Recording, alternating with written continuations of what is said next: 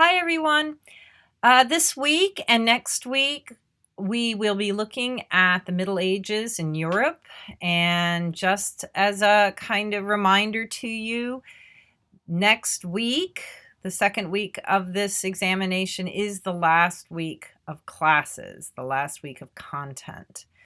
So, what are we talking about when we say the Middle Ages? Well, the implication is there. It is in between two things. So, let's look at what the two things are. So, the age preceding that of the Middle Ages is, of course, our friends, the Greeks and Romans. And I brought back Spear Bearer, our classical Greek sculpture of the 5th century BCE. Okay, so fair. We've talked about Greece and Rome, and the question is what follows the Middle Ages? And boom, I bring in Michelangelo's sculpture of David to represent the Renaissance. And the Renaissance gets its name from, as the slide indicates here, the rebirth, that's what Renaissance means, of values and art and culture of classical Greece and Rome. So, the fact is, beginning in the 1400s and expanding through the 1500s, there was a fascination with ancient Greece and Rome. So, as a result, David is a male nude, life-size sculpture, not unlike our spear bearer. And yet, there were centuries, if not, yes, a millennium that came in between. So, what does that look like? Well, here he is. So, here in the middle is a sculpture of St. Jerome, and he is not a freestanding life-size sculpture. He's a figure sculpted in the portal or the doorway of a church we'll talk about next week. But here's the thing. This notion of being in the middle is very much, as mentioned, something that happened after the fact. The Middle Ages was a kind of invention, if you will, of the 1800s, when people looking backward were like, oh, classical Greece and Rome was fabulous. Oh, the Renaissance was fabulous. Oh, yeah, there's that period in between. So the poor old Middle Ages gets like a really bad rap for a long time, hence its kind of in between name. All right, so we've got to check in historically to see what's going on here. So to do so, I want to bring back a map of the Roman Empire. And this will take us back a ways, admittedly. We haven't been here in a while. But I guess what I want to point out to you when we look at a map like this is that there seems to be a kind of almost hermetically sealed notion of Roman Empire. Yeah, it's in 3 colors, and those are 4 colors, having to do with stages of the expansion of the empire. And certainly there is this notion that there was empire and then there was everybody who wasn't in the empire. And of course, they were thought of as barbarians.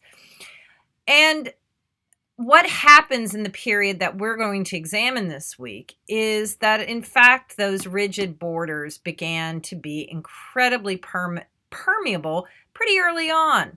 So, as early as the year 100, there were, again, in the view of Romans, these barbarians, and they were coming at the empire. We've got Goths, we've got Vandals. Yes, that's where we get that word. We have Franks and Jutes and Angles and so forth. And the fact is, that concept of a kind of impermeable, static empire was constantly really kind of beset by people who were making kind of inroads into the empire, bringing their stuff, bringing their ideas.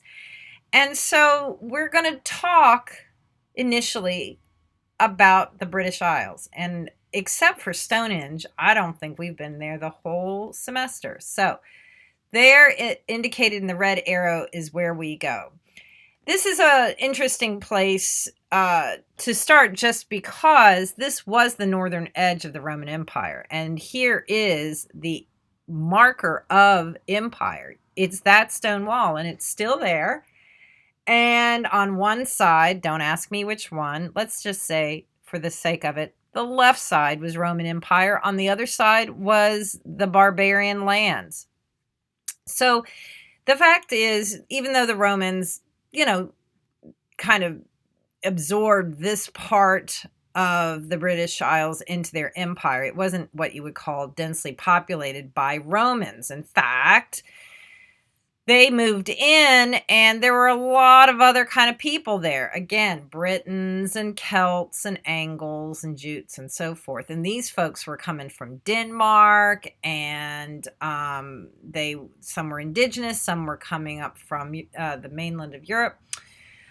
But what we're going to interest ourselves in, because this is the thing about the European Middle Ages, it begins and ends with Christianity. If we're talking about Europe, we're talking about essentially a culture that is so deeply rooted in the church that it's important to see that kind of transition from essentially a non-Christian or pagan culture to a Christian one. The book was a primary tool of Christians long after the empire of the Romans is gone. Christians going up into these far reaches, these distant lands, and getting those people to convert. And the book, and here is the book I want to talk about, the Book of Durrow, dates from the initial entry into this part of the world by Christians. Okay, so let's just take a pause to think about, okay, what's happened? Well, the Byzantine Empire has been, it's chugging along over there in Constantinople. This is actually post-Justinian. So this book and its creation and this need to Christianize this part of the world is happening after the Byzantine Empire is flourishing under Justinian. So let's remind ourselves, we've been talking about books actually since the Byzantine Empire and just last week. So remember, pages are made of animal skin or vellum. And this is useful to show you how this book, the Book of Durrow, is not a terribly large book, but is bound, and it will show us in various pages the text. So what is the text? The text is actually the New Testament, the 4 first books of the New Testament. The books believed to have been authored by Matthew, Mark, Luke, and John. And so here is the text in Latin, and it is punctuated, these Latin texts, or text pages, there we go, every once in a while have pages just dedicated to illustration. And speaking of the authors of these first 4 books, here we have him, St. Matthew the Evangelist.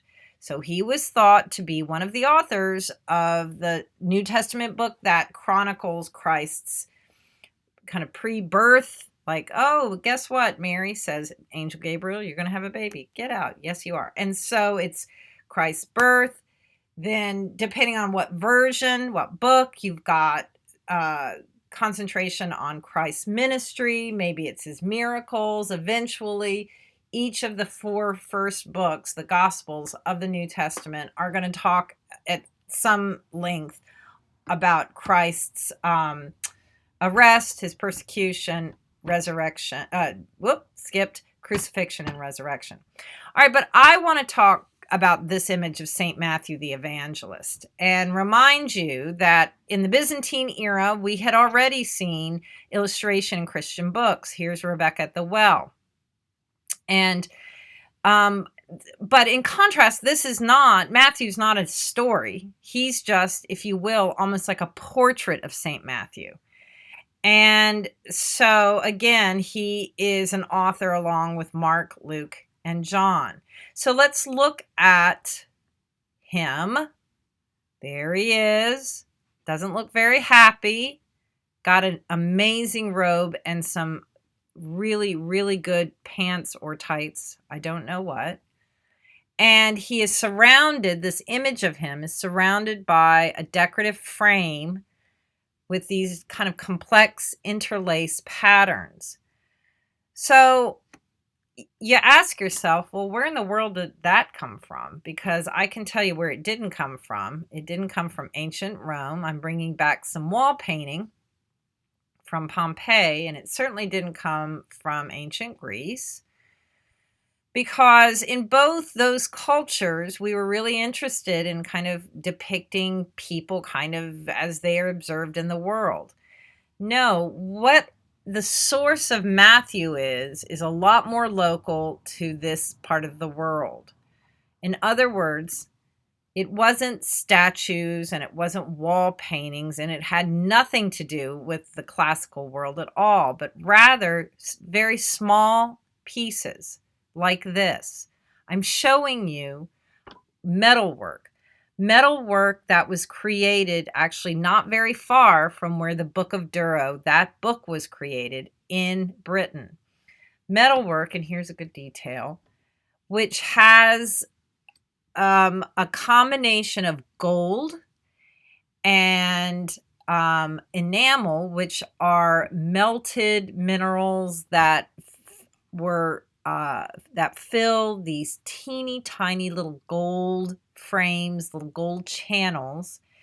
And there's glass, as you might be able to see in this kind of checkerboard blue. And the motifs here, the actual things being depicted, are animals, not immediately identifiable, kind of going at it. That arrow's indicating a couple animals with a lot of kind of, again, that kind of interlace in between them. Down here, we've got a bird. Its eye is blue. It's got a red kind of beak and a little baby next to it.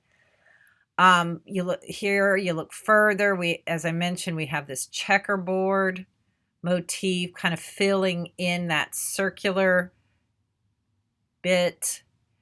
And finally, yeah, this kind of interlace, really complex braided lines. Here's another example of this kind of metalwork where, again, in this case, we're looking at a clasp of a robe. The robe, long gone, disintegrated. This is the clasp that held the two bits of the robe together. Again, we're getting little details of snaky-like serpenty motifs in the upper arrow. In the lower arrow, we have a profile of a bird, and then more of these colorful glass and enamel patterns in these teeny tiny little channels made of gold wire. So what in the world am I showing you? Well, I'm showing you this metalwork that lived in this part of the world, England. And we call it Anglo-Saxon metalwork because that just means it's before the Christians ever arrived. And yeah, these things are incredibly complex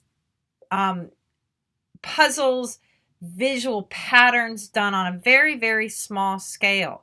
Both of those objects that I just showed you were in fact found in what was an extraordinary discovery by a dude who was just actually farming his land. And he's like, dig, dig, dig, in the early 20th century, and he comes upon these pieces of metal, and then actual archaeologists come in and they excavate and realize the whole thing was part of a ship burial, something that folks in this part of the world practiced as a ritual. And in this same discovery, there were found helmets and weapons. And the thing that kind of binds all of these together is this extraordinary ability to work metal. Metal as tools, metal as armor, and metal as kind of precious objects. So this whole thing that was found is called Sutton Hoo. And I bring this up because ultimately it just tells us a few things.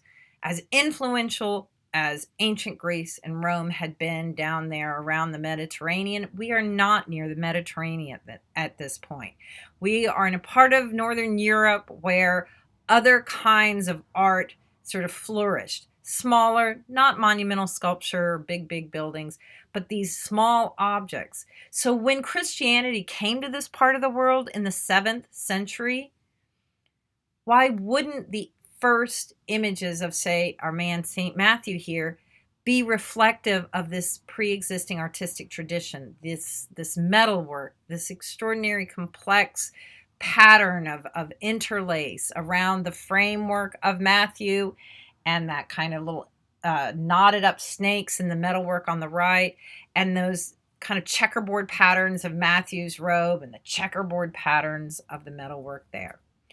All right, so this is the first of many little examinations of how medieval art at this point, that is the art of the Middle Ages, is really about a kind of series of influences rather than this kind of monolithic notion of, well, there was this empire and this is what its art looked like. Okay, stay tuned for more. Bye-bye.